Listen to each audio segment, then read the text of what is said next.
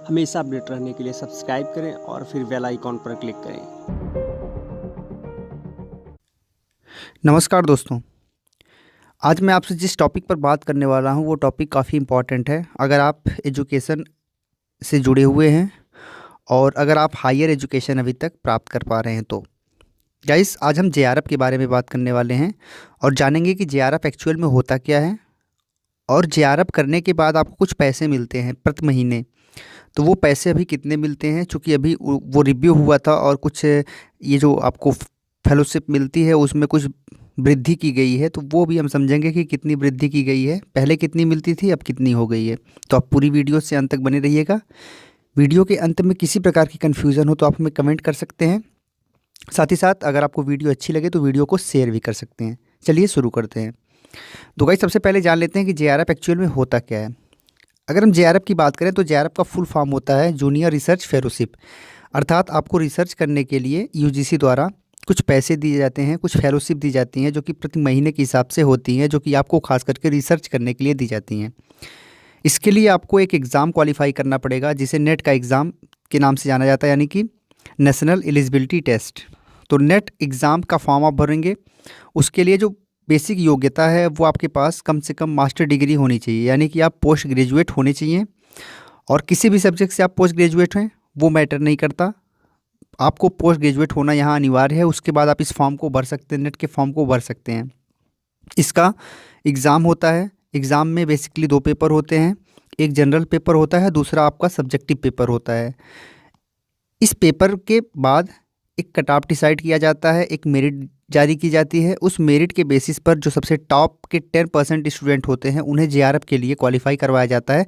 कुछ और जो स्टूडेंट होते हैं उसके नीचे उन्हें नेट के लिए क्वालिफाई करवाया जाता है। बेसिकली जेआरएफ क्वालिफाई करने के लिए जो बेसिक जो मिनिमम रिक्वायरमेंट होती है मेरिट में, वो आपको हम कह सकते हैं कि 65 to 68% के करीब होती है।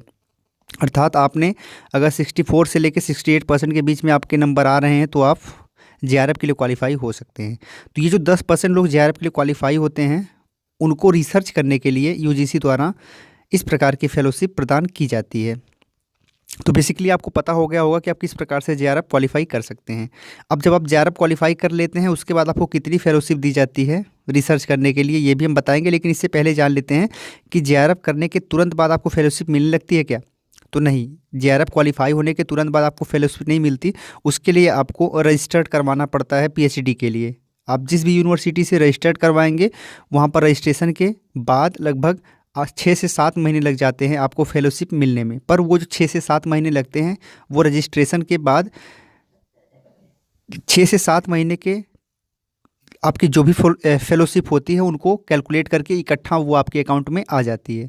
तो इस प्रकार से कह सकते हैं कि आपको प्रत्येक महीने की फेलोशिप मिलती है, पर थोड़ा सा वेट करना पड़ जाता है स्टार्टिंग में। उसके बाद आपको फेलोशिप मिलती रहती है। चलिए अब देख लेते हैं कितनी फेलोशिप आपको मिलती है।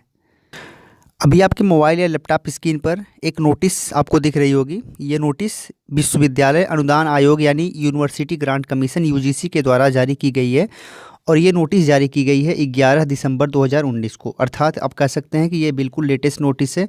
इस नोटिस में ये बताया गया है कि फेलोशिप जो आपको मिलती है उसको बढ़ा दिया गया है। कितना बढ़ाया गया इसके बारे में हम जानेंगे। यहाँ पर देख सकते हैं आप subject revision of fellowship amount under BSR fellowship. ठीक है, चलिए देख लेते हैं। तो यहाँ पर जो पहले फेलोशिप होती थी जेआरएफ के लिए, ठीक है, जो लोग साइंस से होते थे उनके लिए 24,800 रुपये पर महीने के हिसाब से होती थी। अब इसे बढ़ा के कर दिया गया है 31,000 रुपये। ठीक है, 31,000 रुपये कर दिया गया है। और जो एसआरएफ लोग होते थे, एसआरएफ के लिए जो फेलोशिप होती थी वो पहले होती थी 27,900 रुपये और अब इसे बढ़ा के 35,000 रुपये कर दिया गया है। ठीक है, और ये 35,000 रुपये पर मंथ के हिसाब से आपको मिलेंगे। अगर आप एसआरएफ हैं, अगर आप यहाँ पर जेआरएफ हैं तो आपको 31,000 रुपये पर मंथ के हिसाब से मिलेगा। एसआरएफ का मतलब होता है सीनियर रिसर्च फेलोशिप, तो ये सीनियर पोस्ट है। और जेआरएफ जो है वो जूनियर रिसर्च फेलोशिप है। दोस्तों, यहाँ पर मैं आपको बताना चाहूँगा कि ये जो जेआरएफ इन साइंस लिखा है ये साइंस की फेलोशिप तो है ज़रूर, लेकिन यहाँ पर अगर मानविकी की बात करें तो मानविकी की भी फेलोशिप लगभग इतनी ही पड़ जाती है, 31 से 32,000 रुपये के करीब ही पड़ जाती है। का इसमें अगर हम भत्ते वगैरह को मिला दें तो लगभग आपको 35,000 रुपये पर मंथ जेआरएफ में मिल जाएगा और 38 से 39,000 रुपये पर मंथ आपको एसआरएफ में मिल जाएगा। तो ये भी लेटेस्ट अपडेट है जो कि यूजीसी के द्वारा जारी की गई है। उम्मीद करते हैं कि आपको सारी चीज़ें समझ आई होंगी। अब आपको इनसे रिलेटेड किसी प्रकार का और भी आपका प्रश्न बचा नहीं होगा। अगर किसी भी प्रकार का प्रश्न बचता है तो आप हमें कमेंट के माध्यम से पूछ सकते हैं, हम उसका उत्तर ज़रूर देंगे। आज के लिए इतना ही, फिर मिलते हैं अगली वीडियो में। तब तक के लिए बहुत बहुत धन्यवाद। जय हिंद।